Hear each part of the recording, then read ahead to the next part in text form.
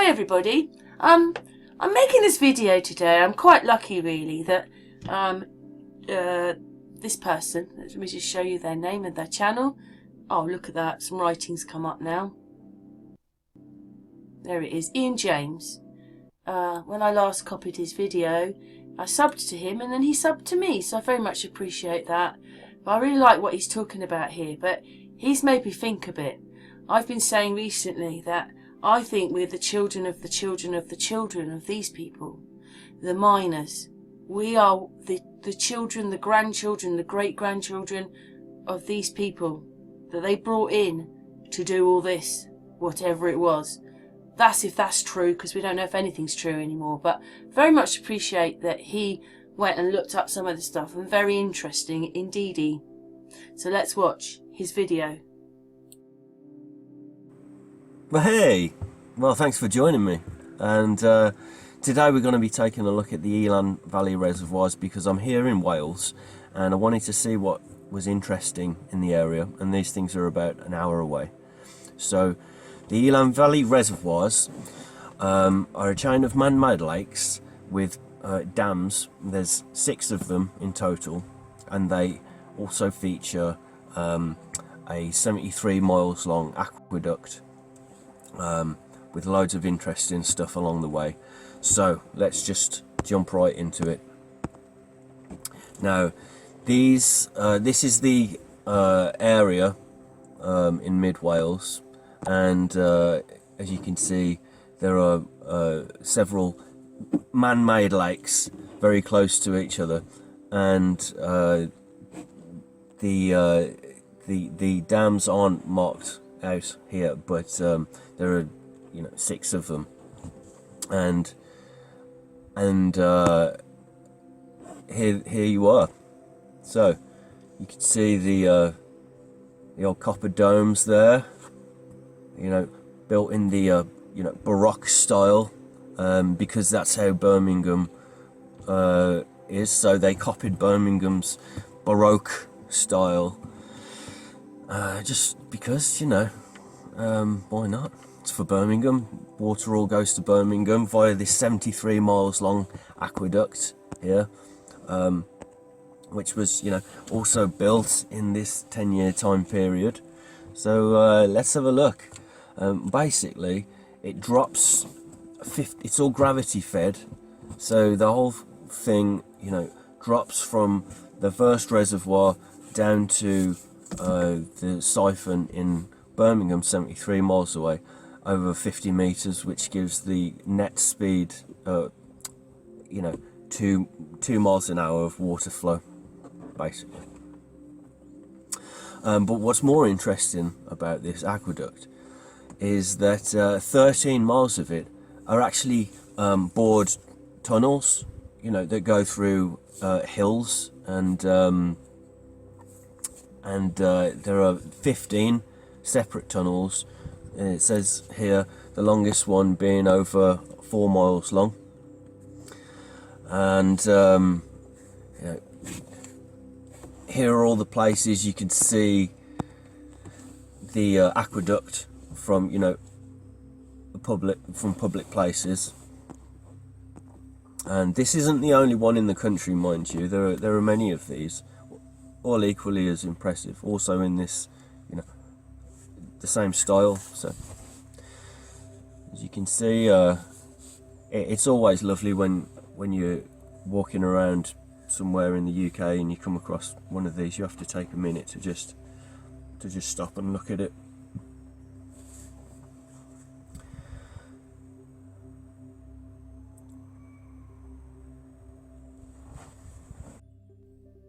I'm not sure if he's working away from home, but he's decided. And who's that in the background? There's some kind of soldier or something going on there. Look at that, with the armour on.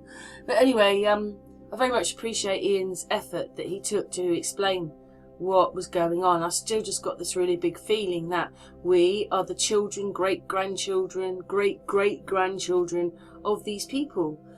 Yeah, because somebody had to put us back after some big catastrophe happened when all the star faults. I mean, we start off a few years ago going, have you seen these star forts? There's some of them now. And now there are millions more of them than the pyramids. And we already know that there's a lot of pyramids. So what are we living in? What is all this? What the hell is going on? And then when you look at that, you realise that some of this, you know, when you're looking at the pictures and everything, you realise that some of this is really, really old. And again, I've made videos about it. It's on the channel somewhere. You know, we're living in the Holy Roman Empire. So which one was it? Number 1, number 2, number 3, these structures. Because some of them are really old. And whatever they built lasted a lot longer than anything we can have today. So that's all a bit crazy. But anyway, let's carry on with the video. So there are these, you know, pump houses, dozens of these along the way, all in this, you know, same style. All built, you know, within this 10-year time frame as well.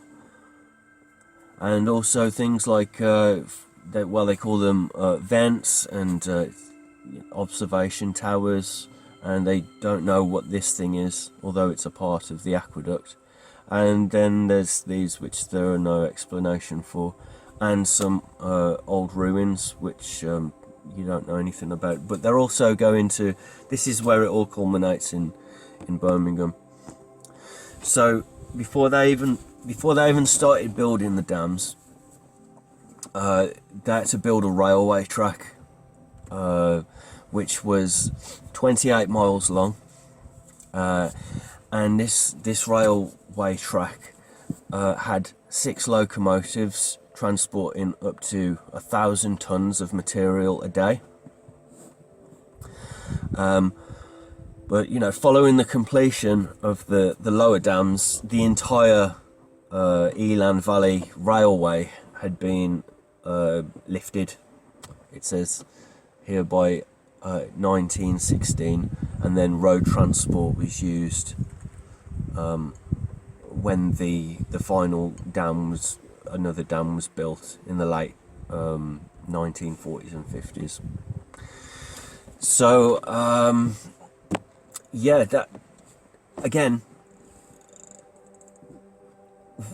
these guys move like better than us, like, you know, without our modern methods and our machinery. These guys get it done. All right, just get it done. So yeah, there we go. And they also built a workers' village, you know, because people can't be commuting.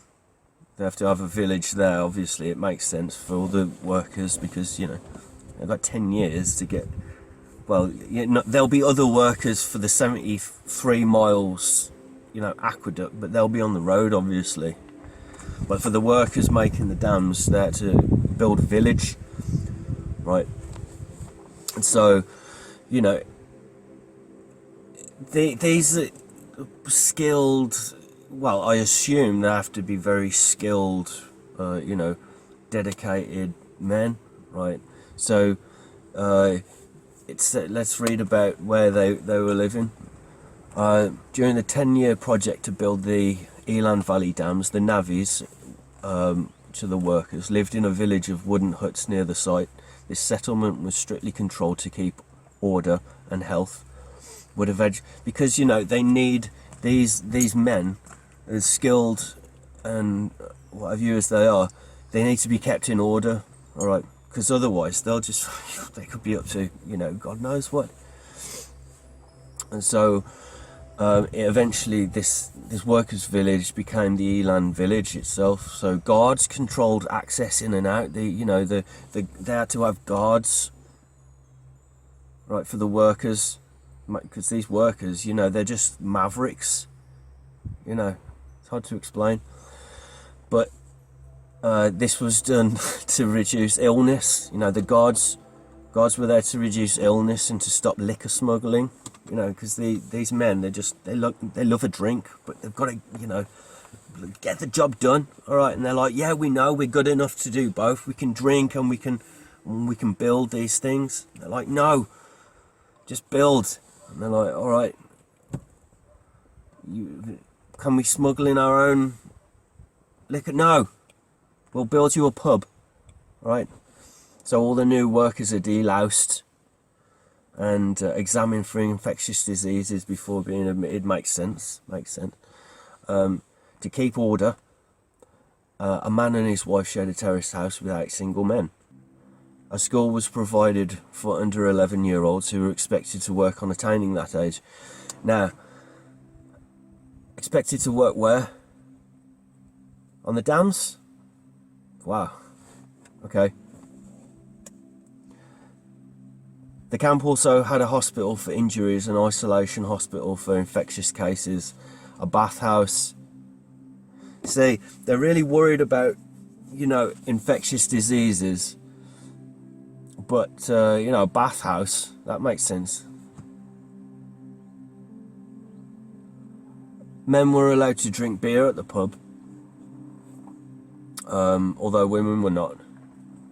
You know, because the liquor smuggling, you know, the men, they've been working all day on these, never mind. Other facilities included a library, public hall, shop and canteen. So, you know, it's a proper little village. Anyways. So, this village,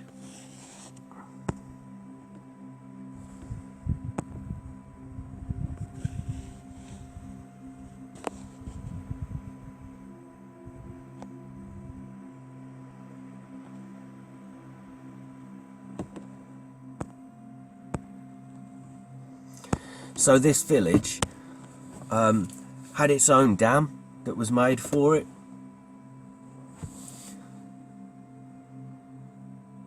So I mean, this dam was obviously built before the, you know, construction of the main 6 dams, right? By the same workers. And then they got this dam built, and then they started building the, you know, the big 6, all within this time period. Really impressive. But then, you know, during World War II, the Royal Air Force needed to test, you know, their bombs for the, you know, the dam busters thing, the whole dam busters thing. So they were like, right, we need to find an old dam that, you know, no one needs anymore. It's the only way. It's the only way we can test it, you know. So they destroyed this dam, and you know, it worked. As a kid growing up, films like Dam Busters, those kind of films, the kind of films they were showing us all the time. Of course, if you watch that, then this one here, then they're the winners, they're the goodies. But from when I was a little girl, it's always been like this. But they keep changing history, so we'll never know. But we've got Dam Busters, and what it is that you imagine that this is what they're testing out on that dam. They did this to that dam and broke it. But this is the film about it, when of course Dam Busters, the heroes. There we go. It was a big film. There's a few more pictures of it, with obviously the broken dam. But it's quite ironic that in the film it's so like the one in Wales, and they broke that one. Anyway, let's continue. Eventually broke the dam. I don't think they did it the first time, they had to do it again. With great special effects. There it goes, he presses the button, there it goes, it bounces, and of course Ian explains that there's no dam now for it because they practiced this on the dam. And you're like, wow, they obviously didn't care about that dam, and then where did all that water go? I've had to come and put this bit in between because YouTube are being silly and copywriting everything. I've taken the music and everything out. I've put my own words over the top. But Yeah, they always say copyrighted when they don't like something. So I'm going to stick this over the top and see if this changes anything. But I just thought, wow, again, well, he's found this very, very important place. That's what I see, that isn't really talked about, but he's put in films that I've watched for years on end, and they've stuffed it to us as this, whatever it is, and yeah. Anyway, let's continue. Anyway, there go the heroes. They've risked everything. They've got to go back. There they go. They blow it up, but it's still got to be done again. But of course they do it because they're the heroes. They're the heroes. But anyway, it's really strange that what they're showing you here is what they did to the dam. And this is all sort of historical, this film. But anyway, let's continue with what Ian says. Here we go. There it is. And that's what is left of it. So that's that. So let's have a look at some of the features of these big six that we're looking at. Yeah, copper dome. Lovely. Windows. Yeah. Window underwater there on the bottom left. Lovely. Lovely, lovely, lovely. There you go. Amazing. Yeah, don't you think that this is an amazing reservoir made by people we have no understanding quite about, because who made that? Doesn't that look quite amazing? And it looks very old. Also, I just wonder how it goes. You know, when they say they clear land, they build houses, and then there's land left. How long it would take for trees to come and vegetate it all. I mean, we don't, that's quite a dense amount, a lot of trees here. Just, I mean, they're not on there. There's all these trees now. Did they plant those? Did they just, all the acorns landed and then they all started growing? What's your thoughts on that? Because, if this was made a dam and they shore it up and make the dam, then it would take a long time for this vegetation to come, and you can see how much is there, just here.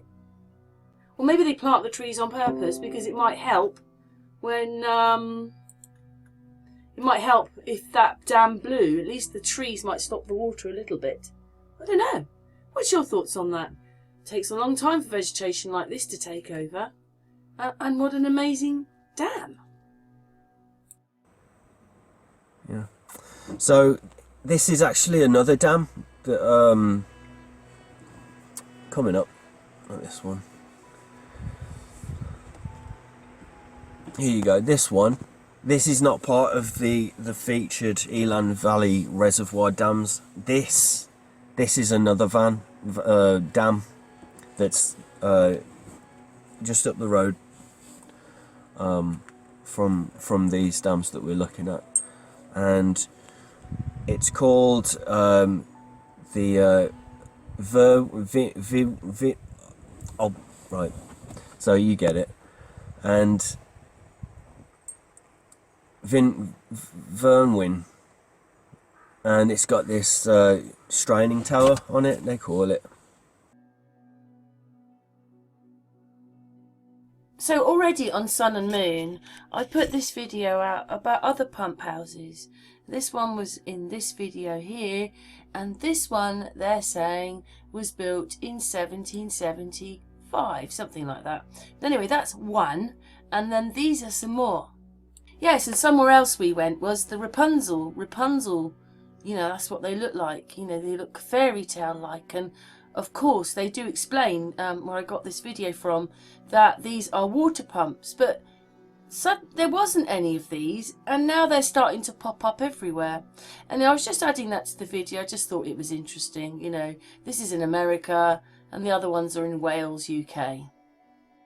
It's magical, doesn't it? Like a fairy tale. Yeah, this I find quite amazing. Like, I don't know. I mean, you just see those two men standing there, and there's not much of anything.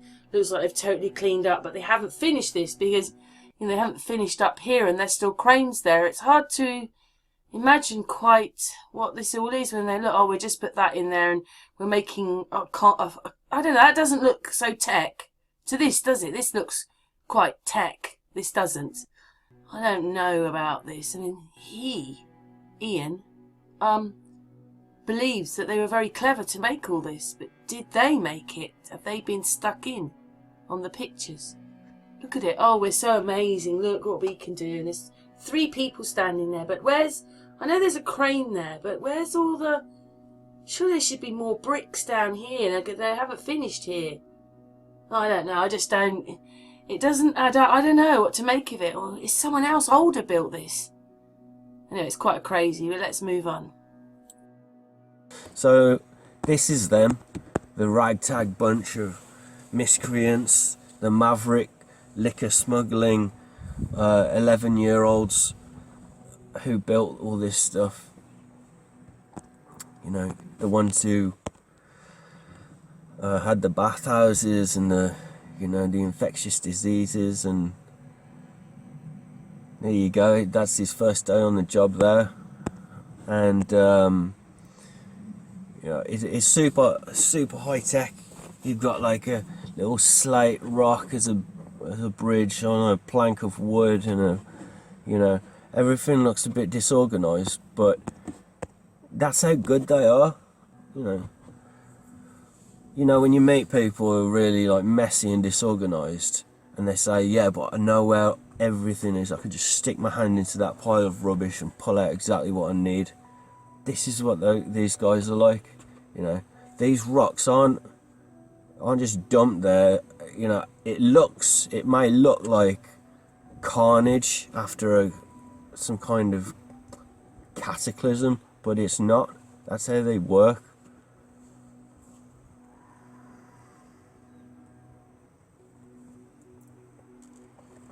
Let's have a look.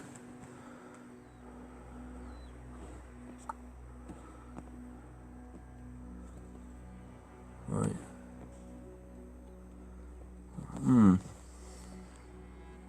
I mean, obviously all these pictures are taken on like a Sunday because, you know, it's a day of rest, and the work is like really camera shy. So they're like, we want you photographers to come in, you know, on Sunday when we're off, because we don't want our pictures taken. And you know, and it must have been winter because the trees look, you know, well, barren, and yeah, which makes it even more impressive in this part of the world, you know. Or maybe that's why no one's there, because it was, you know, it's a bit cold or whatever. No, I don't know. It's very unforgiving terrain in mid Wales, but yeah, there's all the cranes building the dam there, and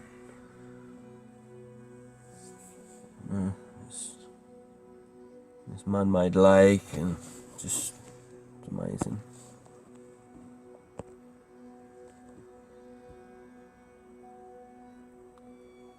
Yeah. Just. Yeah.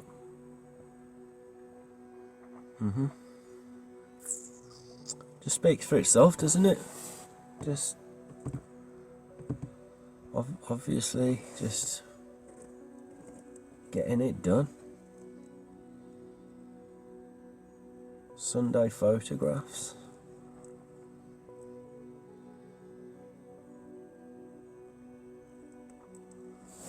Yeah.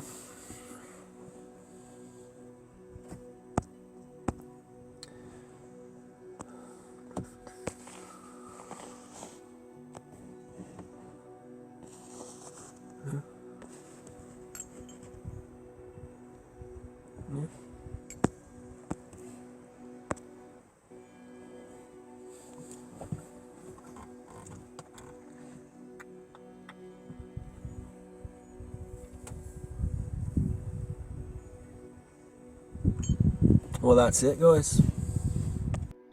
Hey, hey, we just want to say thank you very much to Ian for doing this video. At least he's put quite a lot of research in, and probably I just like the way that he researched this and so forth.